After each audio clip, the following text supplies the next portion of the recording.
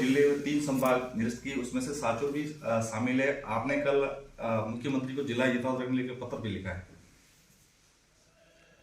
आपको ज्ञात होगा, पूर्ववर्ती कांग्रेस की सरकार ने आनन फानन में जिले बनाए। जब जिले बने, उस जिले का नोटिफिकेशन जारी हुआ, उसके बीच में बड़ा गैप था। फिर बाद में रानीवाड़ा, बागोड़ा में बड़े धरना प्रदर्शन हुए। सरकार ने तत्कालीन जब जिले बनाए, उस टाइम पे बागोड़ा को रानीवाड़ा से जोड़ा कि भाई डिप्टी जो ऑफिस है वो रानीवाड़ा लगेगा।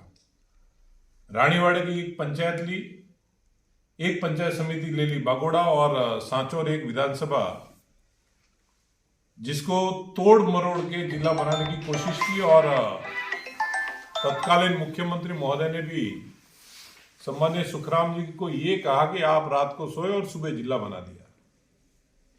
तकनीकी पहलुओं को देखे बिना, लोगों को विश्वास में लिए बिना, और जो जनता है उस जनता को जो उनकी आपत्ति थी उस आपत्ति को सुने बिना ये जो जिले बनाए, उन जिलों को भारतीय जनता पार्टी ने और भारतीय जनता पार्टी के कार्यकर्ताओं ने भी कहा कि इसकी समीक्षा करके ये जो निरस्त जिले हुए, इन जिलों को वापस पुनर्गठित किए जाए।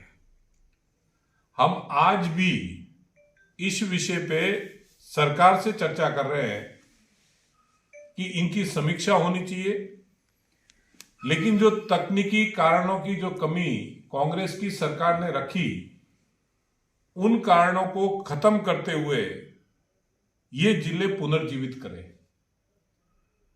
सांचौर जो है वो रानीवाड़ा के धरने का और बागोड़ा का जो धरना हुआ उसका इफेक्टेड है। और आपने देखा होगा कि जिस दिन इसकी नींव रखी गई, उस दिन मुहूर्त भी शायद इन्होंने अच्छा नहीं निकाला था। देवासी समाज का एक बेटा उसी दिन यहां पे उसका खून हुआ, और लहू की नदियां जो सांचौर की जमीन पे बिखरी, उस कलंक को भी मिटाया।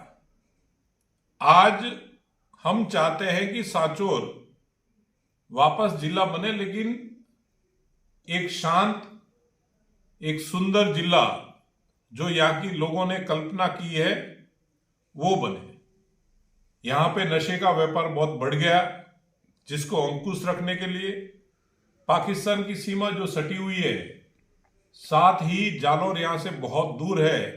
इन सब पहलुओं को देखते हुए यहाँ पे जिले का निर्माण हो, जिसमें जो भी जिले में समावेश हो वो सब खुशी खुशी सांचौर आए। कोई ये ना कहे कि नहीं हम सांचौर नहीं जाएंगे, सब ये कहे कि सांचौर अच्छा है। ऐसा जिला हम कल्पना कर रहे हैं, और जिसको बनाने के लिए जनता के साथ में हम हमेशा, भारतीय जनता पार्टी का हर कार्यकर्ता खड़ा है। लेकिन एक चीज जरूर वापस मैं दोहराना चाहूंगा कि तत्कालीन सरकार के मुखिया ने जब जिले बनाए, जिन जिलों में तकनीकी पहलुओं से कमी रखी, आज जो धरना दे रहे हैं उस सरकार के जो मुखिया सांचौर के, मैं उनसे निवेदन करना चाहूंगा कि आपको तब थोड़ा ध्यान देना था। आपके ही जो लोग हैं उन लोगों से बातचीत करके उसका समाधान निकालना था। आपको ज्ञात होगा, बागोड़ा के अंदर हमारे विधायक का विरोध किया था।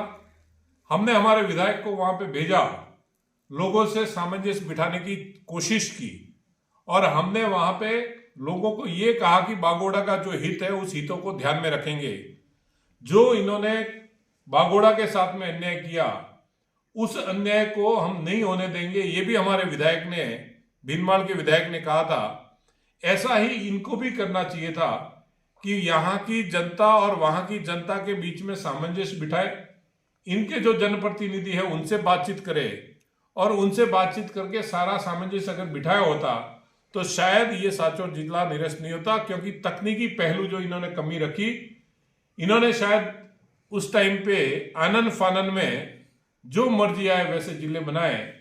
आपने पहले भी सुना होगा, कलेक्टर कार्यालय के लिए यहाँ पे जमीन नहीं है।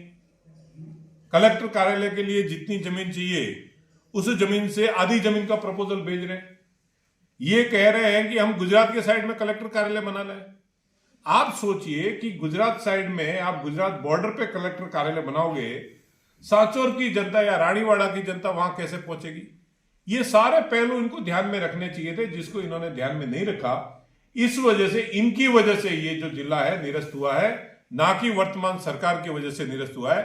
मैं इतना जरूर आपको विश्वास दिलाता हूं, भजनलाल जी की सरकार में जनता के हितों को हमेशा ऊपर रखेंगे और जनता के हितों को ऊपर रखते हुए सांचौर को न्याय दिलवाने के लिए, सांचौर के साथ में सांचौर की सेवा करने के लिए हम लोग सब तत्पर है और वो हम करके दिखाएंगे।